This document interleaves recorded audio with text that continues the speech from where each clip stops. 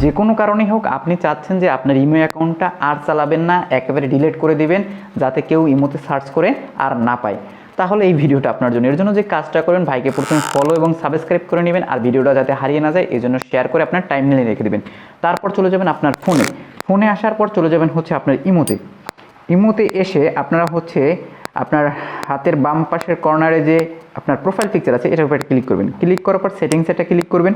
সেটিংসে ক্লিক করার পর অ্যাকাউন্ট সিকিউরিটি এটাতে ক্লিক করবেন। এটাতে ক্লিক করার পর নিচের দিকে নামলে দেখবেন লেখা আছে ডিলেট ইমো অ্যাকাউন্ট, এটাতে ক্লিক করবেন। তারপর হচ্ছে অ্যাপ্লাই টু ডিলেট, এটাতে ক্লিক করবেন। এরপরে একটা রিজন সিলেক্ট করে দিতে হবে যে কেন আপনি ইমো ডিলেট করতে চাচ্ছেন। ধরেন আমি এটা সিলেক্ট করে দিলাম, আমি ফোনটা চেঞ্জ করব, মানে আই চেঞ্জড মাই ফোন, এটাতে ক্লিক করলাম। ক্লিক করে এই যে কন্টিনিউ টু ডিলেট এটাতে একটা ক্লিক করব।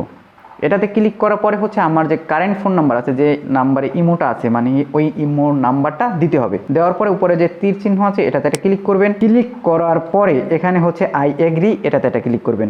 এরপরে হচ্ছে আপনাকে 15 সেকেন্ডের মতো ওয়েট করাবে। তারপর হচ্ছে এগ্রি অ্যান্ড ডিলেট, এটাতে একটা ক্লিক করবেন। ক্লিক করার পর এখানে ডিলেট লেখা আছে, ডিলেটে যখনই ক্লিক করবেন দেখবেন সাকসেস দেখাচ্ছে, আপনার ইমো অ্যাকাউন্ট একেবারে পার্মানেন্টলি ডিলেট হয়ে গেছে। ভালো থাকবেন, সুস্থ থাকবেন।